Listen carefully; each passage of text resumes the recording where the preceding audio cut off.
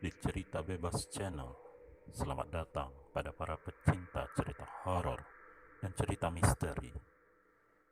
Di video kali ini, saya akan membawakan sebuah cerita mistis, yaitu cerita memasuki kota makhluk halus, pantai selatan.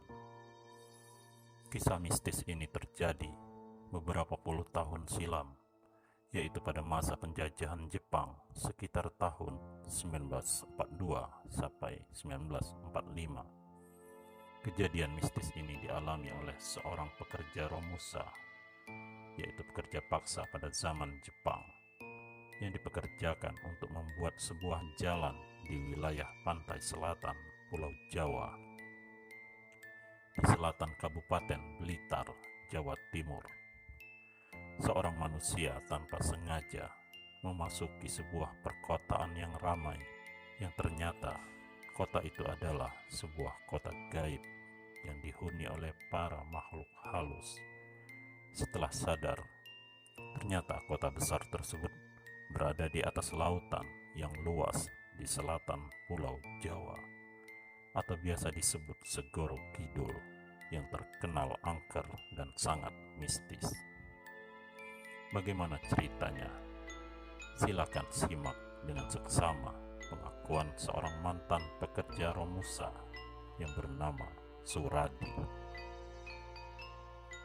Pada zaman Jepang antara 1942 sampai 1945, saya pernah dikirim ke Blitar oleh tentara Jepang untuk dipekerjakan Jepang sebagai Romusa atau pekerja paksa di daerah pesisir selatan Kabupaten Blitar, atau biasa disebut Pantai Jolo Sutro. Saya bersama orang-orang dari berbagai desa dan daerah diwajibkan bekerja mulai pagi hari sampai menjelang senja tanpa dibayar sepeser pun, kecuali hanya diberi makan gaplek bakar atau singkong kering dijemur lalu dibakar di atas bara api beserta bekicot bakar sebagai lauknya. Pada suatu senja hari, selesai bekerja, saya beristirahat bersama orang-orang yang lain dengan merebahkan tubuh di pinggir pantai.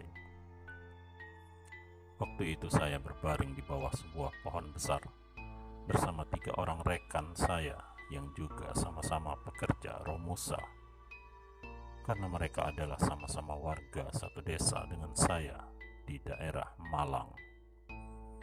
Karena saking capeknya bekerja selama seharian, akhirnya saya tertidur bersama 3 rekan saya. Seorang di antaranya adalah anggota tentara Peta Blitar yang juga merupakan tetangga desa saya di Malang. Namun beberapa menit kemudian, saya tersentak bangun karena dikagetkan oleh suara deru mesin kendaraan bermotor serta suara orang-orang yang ramai seperti di kota. Maka saya pun langsung bangun dan berdiri untuk mencari tahu dari mana suara tersebut berasal. Ternyata saya melihat sebuah kota besar yang sangat ramai di depan saya. Tanpa basa-basi, saya langsung melangkahkan kaki untuk mendekat dan menyaksikan keramaian kota besar yang belum pernah saya lihat sepanjang hidup saya. Benar-benar luar biasa dan menakjubkan. Saya dibuat kagum ketika menyaksikan kota itu dari dekat. Kota itu benar-benar ramai. Banyak mobil mewah berlalu lalang di jalan raya. Dan ada pula kendaraan dokar atau kereta ditarik kuda yang dihiasi oleh perhiasan-perhiasan kereta yang sangat indah. Banyak gadis-gadis cantik sedang melakukan aktivitasnya di kota besar tersebut. Saya juga melihat ada sebuah istana yang megah dengan tangga meliuk-liuk dilapisi permadani hijau. Tentu saja, saya tidak menyia-nyiakan kesempatan ini. Saya langsung mendekat dan langsung mencoba masuk ke istana tersebut. Namun, dihadang oleh penjaga, sehingga saya kembali lagi. Anehnya, Di kota tersebut tidak ada matahari, namun suasana sangat terang benderang, serta tidak ada hawa panas atau gerah. Udaranya benar-benar sejuk dan menyenangkan. Ketika saya hendak pergi menjauh dari istana, ada seseorang yang memanggil nama saya. Setelah saya tengok, ternyata dia adalah Suwarni, seorang wanita tetangga yang rumahnya tidak jauh dari rumah saya. Suwarni wajahnya terlihat sangat letih dan pucat, seperti orang yang bekerja keras tanpa istirahat sedikit pun. Ia mengenakan pakaian compang-camping dengan dandanan ala tradisi Jawa, serta mengenakan konde khas Jawa, namun baunya apek dan anyir. Kemudian saya menanyakan padanya, mengapa ia bisa berada di kota besar seperti ini? Lalu ia mengatakan bahwa dirinya sudah lama bekerja sebagai pembantu di istana megah dan mewah tersebut. Ia bekerja tanpa istirahat dan setiap hari harus menyelesaikan pekerjaan-pekerjaan yang berat yang sudah menjadi tugasnya. Kemudian Suwarni menawarkan beberapa makanan enak-enak kepada saya untuk saya makan. Rupanya ia tahu saya lapar, dan kebetulan perut saya memang sangat lapar sekali karena seharian hanya makan gaplek bakar dengan lauk bekicot bakar. Namun anehnya, ketika makanan tersebut saya ambil dan hendak saya makan, saya merasakan bau anyir dan jijik melihat makanan tersebut, sehingga tidak jadi saya makan. Beberapa makanan enak yang ditawarkan oleh Suwarni terpaksa saya tolak semuanya. Suwarni juga menanyakan kepada saya, mengapa saya bisa sampai di kota besar ini. Lalu saya menjawab bahwa saya dikirim oleh tentara Jepang untuk dipekerjakan sebagai romusa di daerah Blitar Selatan bersama beberapa orang rekan saya. Lantas Suwarni menyarankan kepada saya agar saya memanggil teman-teman saya bertiga yang sama-sama sekampung untuk menemui Suwarni di kota ini. Maka langsung saja saya bergegas menemui teman-teman saya yang saat ini sedang tidur di bawah pohon besar di pinggir pantai. Kemudian saya membangunkan dua orang rekan saya yang tertidur pulas di tempat semula. Lalu mereka pun terbangun. Lantas saya mengajak mereka menemui Suwarni yang saat ini menunggu saya di kota besar untuk memberikan makanan yang enak-enak. Tetapi salah seorang teman saya yang bernama Sukardi, yang anggota tentara peta Blitar, menanyakan kepada saya tentang di mana kota besar yang saya maksud dan Suwarni yang saya maksud itu siapa. Lalu saya menunjuk ke arah selatan, di mana di situ terdapat kota besar yang baru saja saya kunjungi, dan Suwarni menunggu kami bertiga di kota itu dengan membawa aneka macam makanan yang enak-enak. Kemudian Sukardi berdiri dan menepuk pundak saya cukup keras sampai pundak saya terasa sakit.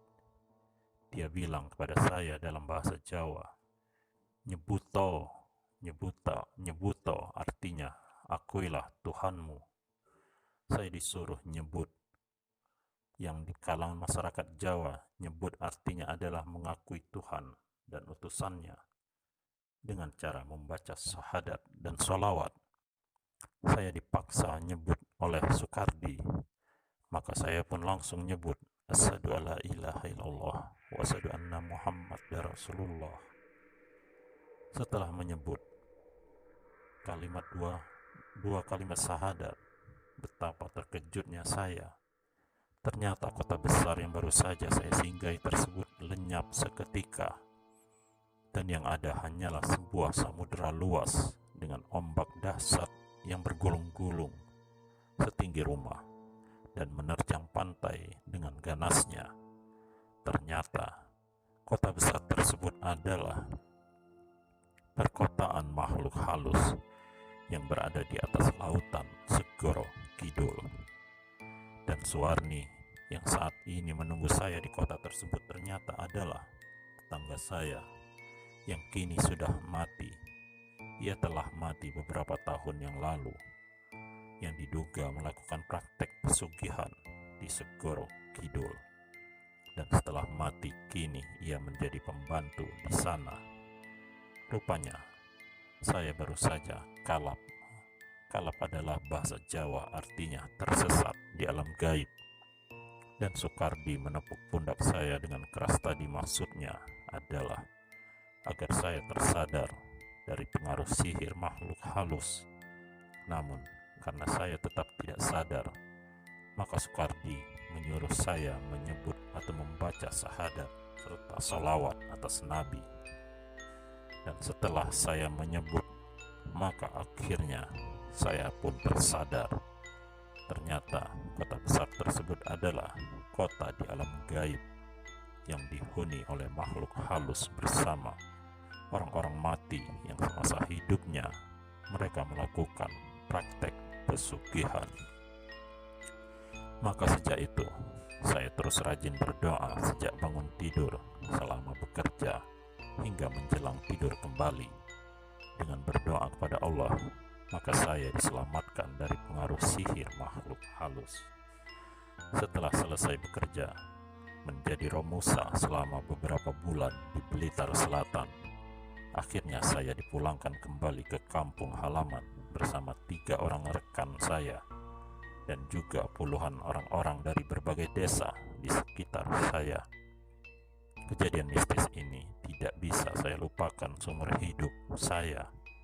Masuk ke kota besar yang ternyata kota tersebut adalah kota gaib yang dihuni oleh makhluk-makhluk gaib serta para pelaku pesugihan yang telah mati. Demikianlah kisah mistis kali ini. Semoga Anda terhibur dan tidak mimpi buruk. Terima kasih.